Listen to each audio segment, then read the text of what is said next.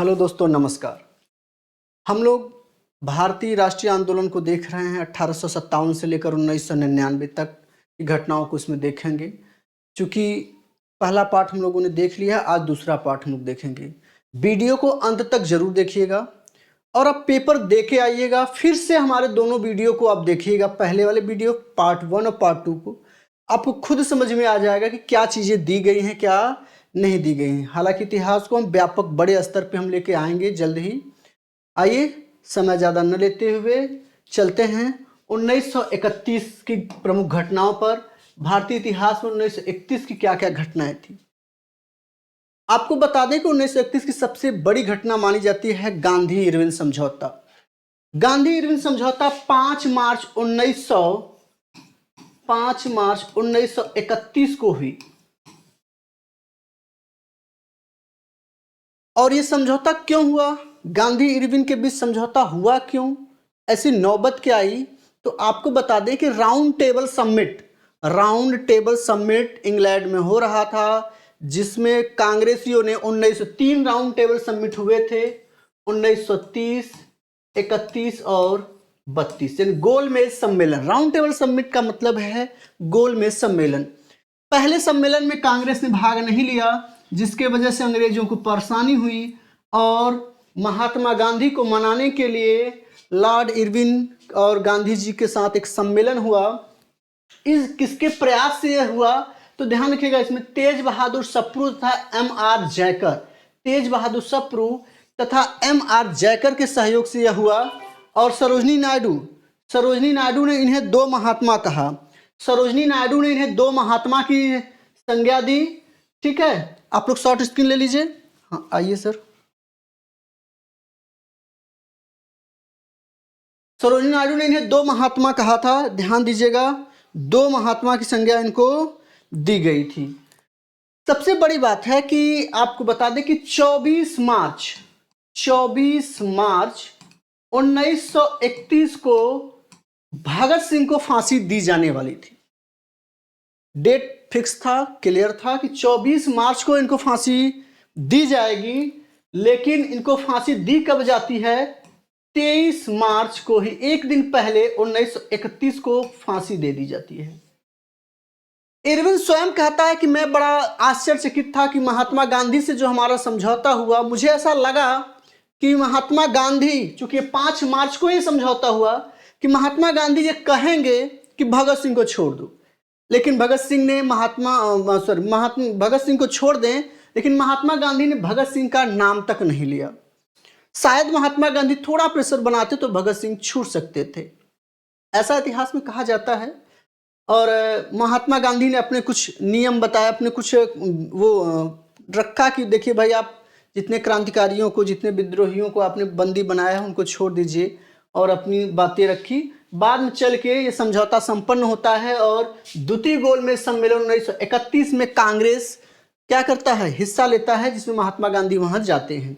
तो इसके घटनाओं के बारे में हम लोग आगे जानेंगे, आप इसको देख लीजिएगा एक बार जरूर।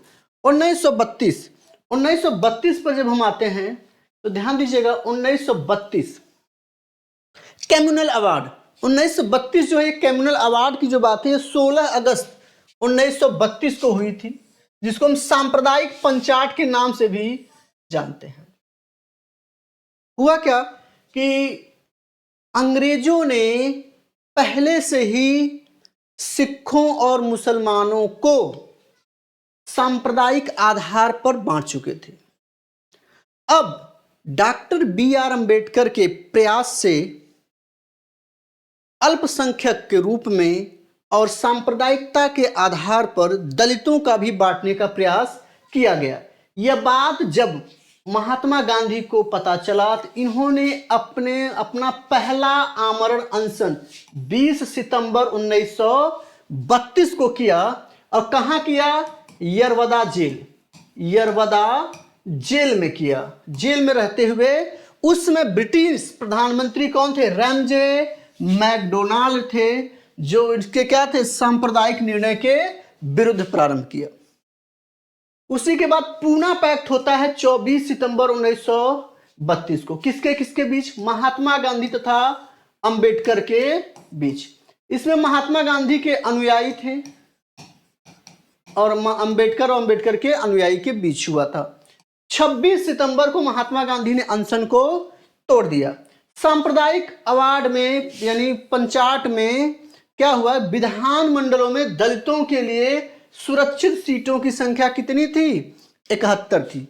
लेकिन जब पूना पैक्ट होता है, 24 सितंबर को कौन सा पैक्ट होता है, पूना पैक्ट। पूना पैक्ट जब होता है तो इनके सीटों की संख्या बढ़ाकर कितनी कर दी गई, 148 कर दी गई। जब यह समझौता हुआ उस समय भारत का वायसराय लॉर्ड वेलिंगटन था, लॉर्ड वेलिंगटन था। ठीक है, तो आइए आगे देखते हैं। 1932 के बाद अभी इसमें है, अच्छा ठीक, हाँ ये एक महत्वपूर्ण बात है, प्रश्न पूछता है कि पूना पैक्ट जो हुआ उसमें किन किन लोगों ने हस्ताक्षर किए, किन किन लोगों ने हस्ताक्षर किए।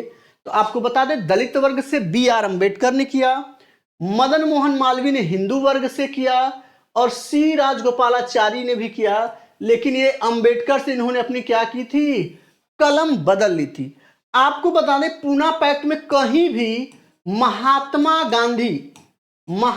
गांधी हस्ताक्षर नहीं किए थे, हस्ताक्षर नहीं किए हैं। ये एक बहुत बड़ा प्रश्न है, आपसे पूछ लेता है, 4 ऑप्शन देगा और कहेगा किसने पूना पैक्ट में हस्ताक्षर नहीं किया।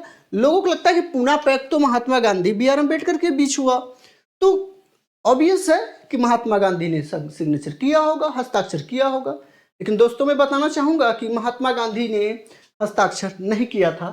ठीक है, अन्य में राजेंद्र प्रसाद जी हस्ताक्षर करने वाले थे, तेज बहादुर सप्रू जी ने किया, M.N. जयकर ने किया, देवदास गांधी ने किया, विश्वास ने किया, राजभोज ने किया, ठक्कर ने किया, सोलंकी ने किया, बहुत लोगों ने किया।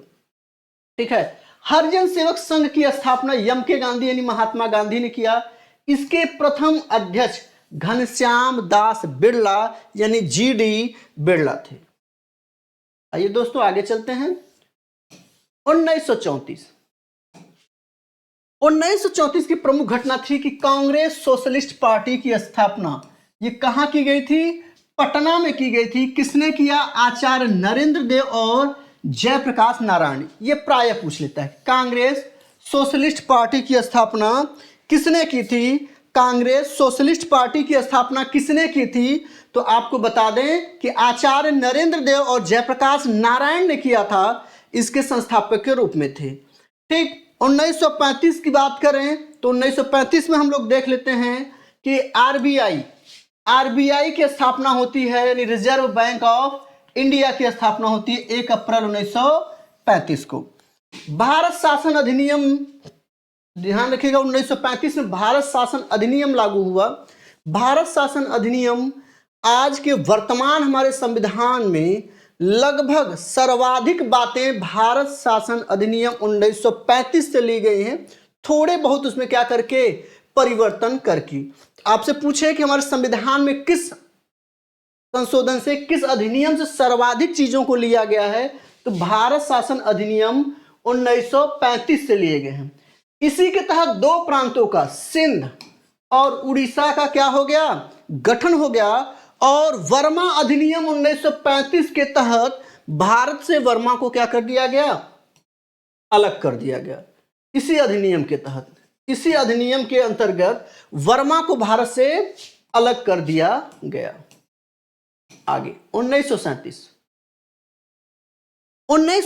अधिनियम के बाद अंग्रेजों ने कहा भाई कि आप बनाइए, सरकार बनाइए, देखते हैं कैसे आप सरकार का गठन करते हैं, क्या क्या करते हैं। प्रांतीय चुनाव हुए, मंत्रिमंडल का गठन हुआ।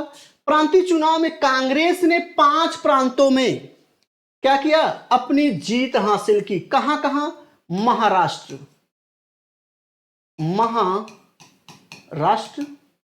बिहार, मध्य प्रांत और बरार एक ही में था, संयुक्त प्रांत और उड़ीसा। संयुक्त प्रांत यानी प्रोविंशियल, यूनाइटेड प्रोविंशियल, ये आपका यूपी ही था, यही, ठीक है ना।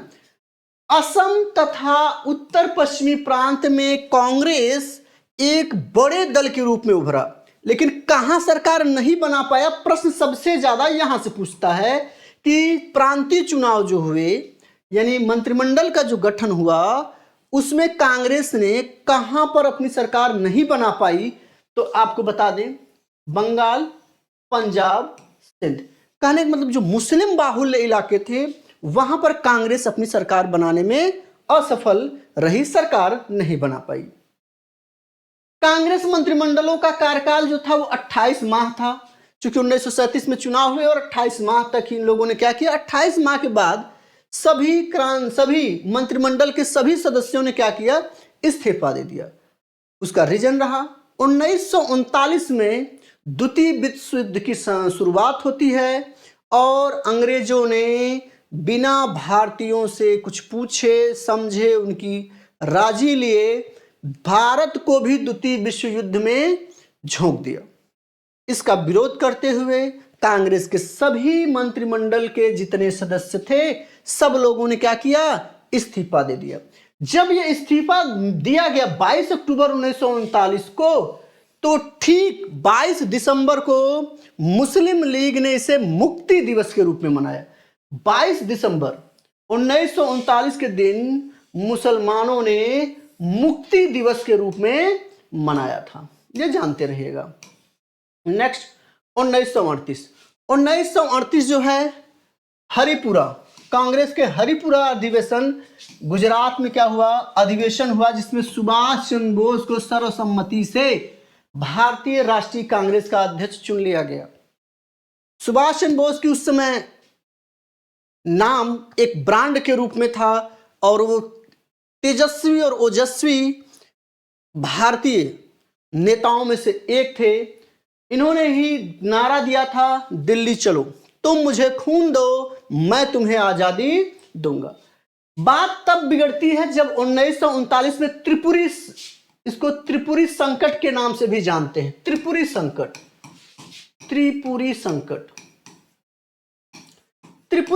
क्या है? त्रिपुरी संकट में हुआ क्या कि सुभाष चंद्र बोस दोबारा कांग्रेस के अध्यक्ष चुने गए। उधर महात्मा गांधी ने अपना वर्चस्व लगा लिया और उन्होंने अपनी तरफ से पट्टाभी सीतारमैया को कांग्रेस का चुनाव लड़ने के लिए खड़ा किया और उन्होंने कहा कि पट्टाभी की हार मेरी हार होगी। सुभाष चंद्र बोस को यह बात पता नहीं थी। चुनाव हो गया, चुनाव जीत भी गए। बाद में जब उनको यह बात पता चली कि महात्मा गांधी ने पट्टाभी को अपना समर्थन देके इतना बड़ा दांव लगा दिया, महात्मा गांधी के बारे में जब इनको पता चला सुभाष चंद्र बोस को, तो सुभाष चंद्र बोस एक दूरदर्शी व्यक्ति थे, महान व्यक्तियों में माने जाते हैं। इन्होंने तुरंत क्या किया कि कांग्रेस के पद से इस्तीफा दे दिया, क्योंकि उनको पता था कि महात्मा गांधी का भी उद्देश्य कहीं न कहीं भारत को आजाद कराना था, भारत को शक्तिशाली सुदृढ़ बनाना था। उन्होंने कहा अगर ऐसी बात है तो मैं अपने पद से त्याग दे देता हूं। उन्होंने त्याग दे दिया और त्रिपुरी संकट के रूप में उसे जाना जाता है। जब त्याग दे दिया तो तत्काल में डॉक्टर राजेंद्र प्रसाद को भारतीय राष्ट्रीय कांग्रेस का अध्यक्ष चुना गया। आपसे प्रश्न पूछ लेता है कि जब सुभाष चंद्र बोस ने त्याग पत्र दे दिया उसके बाद कांग्रेस का अध्यक्ष किसको बनाया गया? चुनाव नहीं हुआ, बना दिया गया। किसको बनाया गया? तो डॉक्टर राजेंद्र प्रसाद को। उसमें पट्टाभी सीतारमैया जी का भी ऑप्शन रहेगा, तो पट्टाभी सीतारमैया नहीं चुने गए थे उस समय, बाद में चुने गए, वो देखेंगे हम लोग बाद में। ठीक, तो त्रिपुरी कांग्रेस का त्रिपुरी जो सम्मेलन हो एमपी में हुआ, जबलपुर में हुआ और सुभाष चंद्र बोस दूसरी बार भारतीय राष्ट्रीय कांग्रेस के अध्यक्ष हुए। ठीक, और उन्होंने बाद में चल के क्या किया? त्याग पत्र दे दिया और त्याग पत्र के बाद राजेंद्र प्रसाद कांग्रेस के क्या बने? अध्यक्ष बने। सुभाष चंद्र बोस ने फॉरवर्ड ब्लॉक की स्थापना की। ठीक, सुभाष चंद्र बोस के बारे में हम लोग आगे पढ़ेंगे बाद में। अभी आते हैं 1940। 1940 को देखते हैं। अगस्त प्रस्ताव 8 अगस्त 1940 को आया और इसमें वायसराय कौन था? Lord Linlithgow. ठीक, महात्मा गांधी ने उसी समय व्यक्तिगत सत्याग्रह चलाया और व्यक्तिगत सत्याग्रह जब चलाया तो पहले व्यक्तिगत सत्याग्रही कौन थे? विनोबा भावे। ठीक। और द्वितीय सत्याग्रह की बात पूछे कि द्वितीय सत्याग्रही कौन था, तो द्वितीय सत्याग्रही JL नेहरू थे। JL नेहरू थे द्वितीय सत्याग्रह। अगर बात करें कि सर्वोदय समाज की स्थापना किसने की, तो सर्वोदय समाज की स्थापना विनोबा भावे ने की थी। आइए आगे बढ़ते हैं। 1940 1942 में क्रिप्स मिशन भारत आया। चूंकि द्वितीय विश्व युद्ध चल रहा था, चल तो 1940 में भी चल रहा था। अब कांग्रेस रुझाने के मूड में थी भारतीयों को, भारतीय नेताओं को, कि वो उनका समर्थन करें। चूंकि द्वितीय विश्व युद्ध में अंग्रेज लास्ट में जाते जाते बहुत कमजोर हो गए थे। ठीक है, तो क्रिप्स मिशन आया। स्टोफर्ड क्रिप्स इसके क्या थे, अध्यक्ष थे। इसकी प्रमुख बातें क्या थी, जरा सा इसके बारे में हम लोग ध्यान दें, तो था कि द्वितीय विश्व युद्ध के बाद भारत को डोमिनियन स्टेट घोषित कर दिया जाएगा। डोमिनियन अर्थ का मतलब है अर्ध स्वतंत्र सत्ता, यानी आप नियम कानून बनाइए लेकिन पावर जो होगा वो मेरे हाथों में होगा, सैनिक हमारे हाथ में होंगे। ठीक है, भारतीयों को अपना संविधान निर्मित करने का अधिकार दिया जाएगा, जिसके लिए युद्ध के बाद एक संविधान निर्मात्री परिषद बनेगी, जिसमें ब्रिटिश भारत के प्रांतों के निर्वाचित सदस्य होंगे और देशी राजवाड़ों के प्रतिनिधि होंगे। फिर क्या कहा गया कि अगर कोई प्रांत शामिल नहीं, अगर कोई प्रांत इसमें नए जो संविधान बनने वाला है उसमें शामिल नहीं होना चाहता, तो वर्तमान में जो चल रहा है संवैधानिक स्थिति को वो बनाए रख सकता है। ठीक है, तो ये था। उसके बाद क्या था, इन्होंने फिर कहा, अंग्रेजों ने क्रिप्स मिशन में कहा, क्रिप्स के पत्र में, कि नए संविधान को न स्वीकार करने वाले प्रांतों को अपना अलग संविधान बनाने की अनुमति होगी, लेकिन युद्ध के बाद ब्रिटिश वायसराय की एक कार्यकारी परिषद का गठन किया जाएगा, जिसमें भारतीय जनता के प्रमुख वर्गों के प्रतिनिधि शामिल होंगे, लेकिन रक्षा मंत्रालय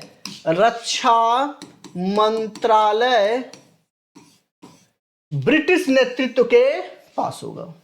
इन्होंने कहा। महात्मा गांधी ने इसे पोस्ट डेटेड चेक की संज्ञा दी, उत्तर दिनांकित चेक कहा।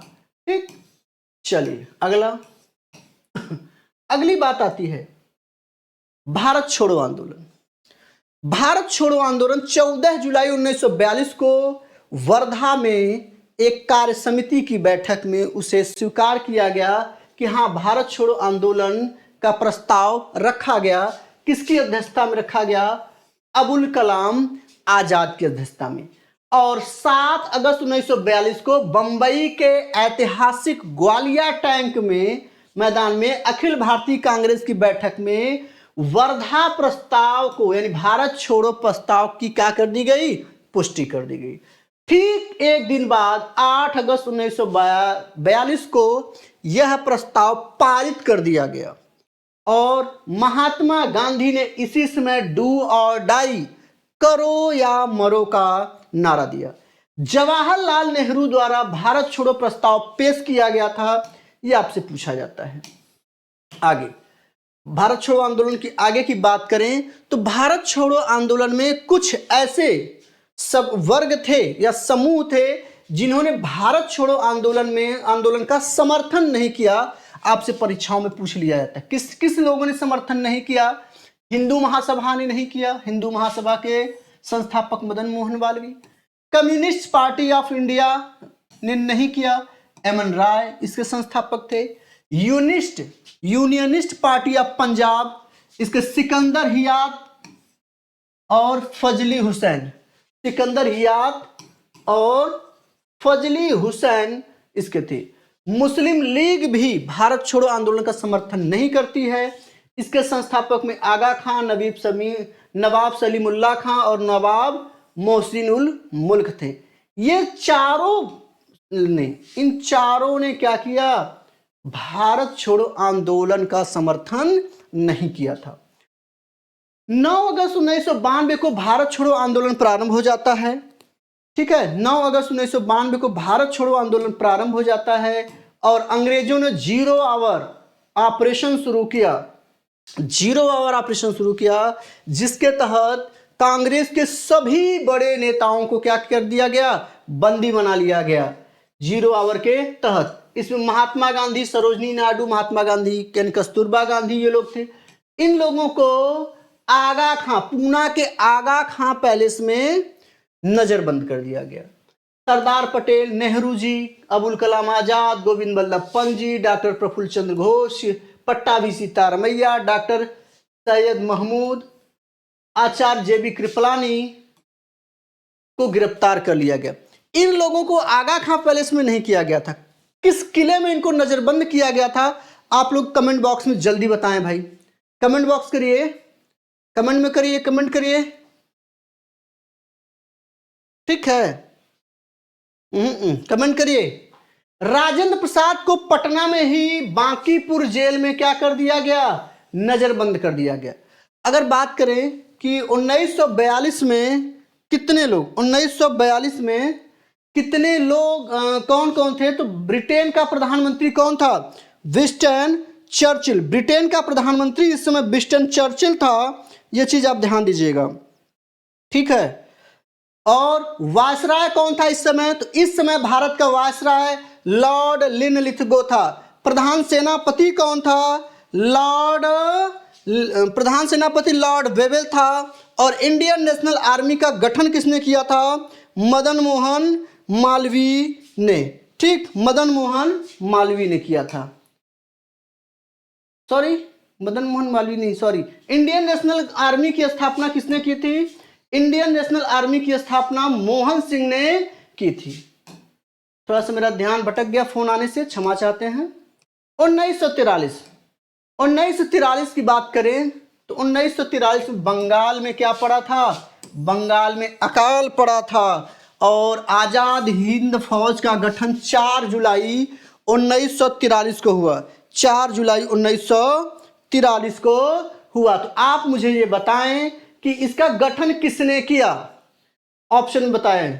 महात्मा गांधी ने, महात्मा गांधी, सुभाष चंद्र बोस, सुभाष चंद्र बोस, और रास बिहारी बोस, रास बिहारी बोस, मोहन सिंह,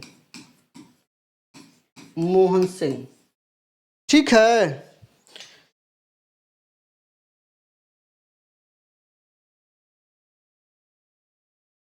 चलिए 1945 की घटना की बात करें तो 24 अक्टूबर 1945 को यूएनओ का गठन हुआ, जब द्वितीय विश्व युद्ध समाप्त हो जाता है, ठीक है। और आजाद हिंद फौज के सिपाहियों की पैरवी किन किन वकीलों ने की थी, तो 4 वकीलों ने की थी, कैलाश नाटकाजू, सर तेज बहादुर सप्रू, जवाहरलाल नेहरू और भूलालाल देसाई।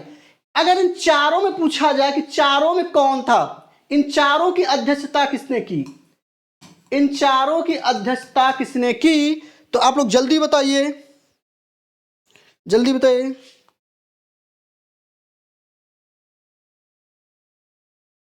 बोले भाई, सर तेज बहादुर सप्रू, जवाहरलाल नेहरू, भूलाल, कमेंट करिए जल्दी से। चलिए नेक्स्ट, कमेंट करिएगा, इन सब क्वेश्चन का आप कमेंट करिए। तो 1946 की घटना क्या है कि कैबिनेट मिशन आया भैया। चलिए कि हम आपको क्या करते हैं, आजाद करेंगे। तो कैबिनेट मिशन में क्या थे, कितने सदस्य थे, तो लॉर्ड पैथिक लॉरेंस, स्टोफर्ड क्रिप्स और एवी अलेक्जेंडर। तो लॉर्ड पैथिक लॉरेंस जो थे ये भारत सचिव थे उस समय, क्या थे, भारत सचिव, ठीक है। और यही इसके क्या थे, अध्यक्ष थे, यही इसके क्या थे, अध्यक्ष थे, ठीक।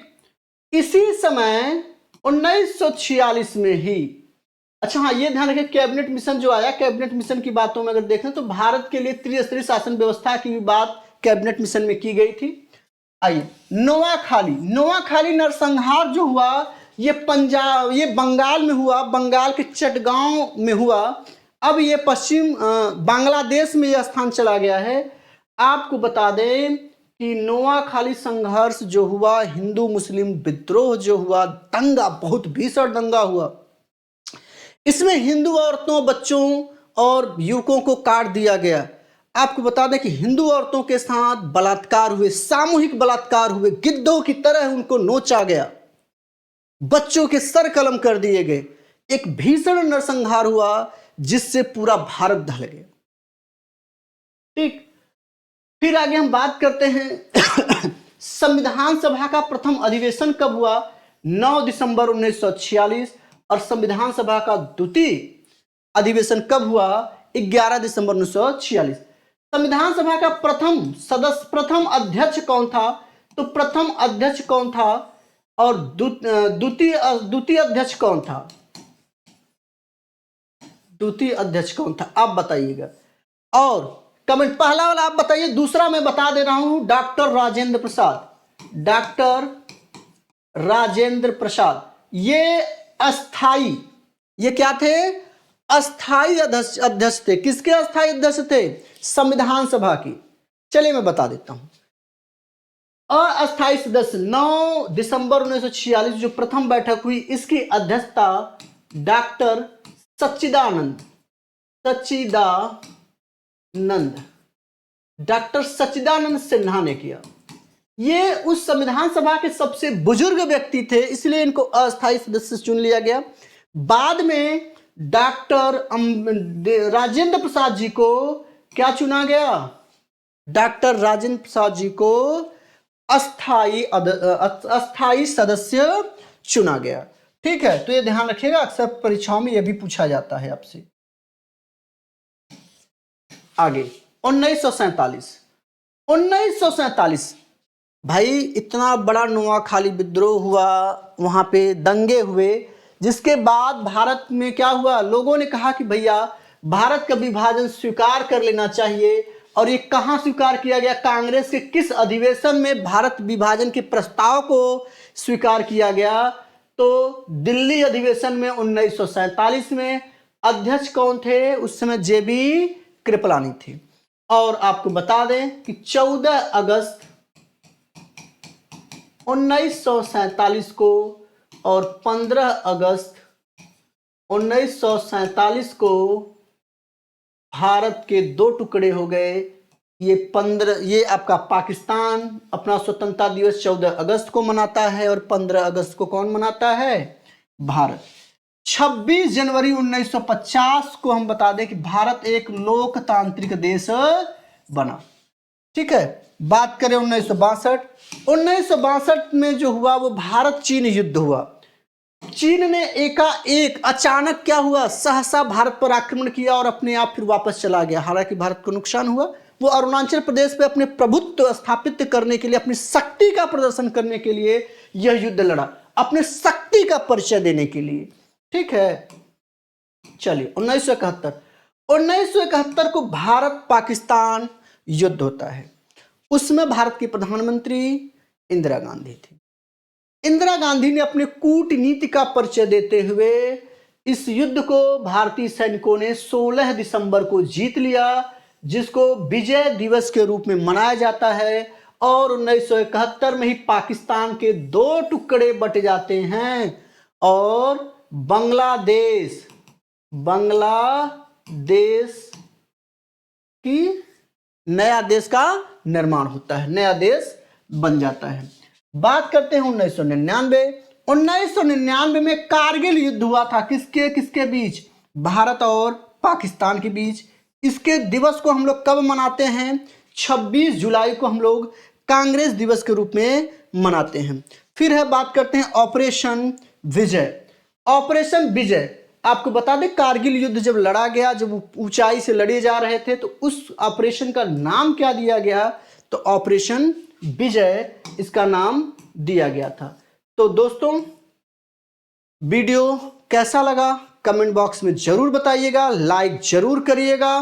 कमेंट आप लोग नहीं करते हैं, कमेंट जरूर करिए और शेयर करना न भूलें। मिलते हैं फिर अगले वीडियो में। धन्यवाद।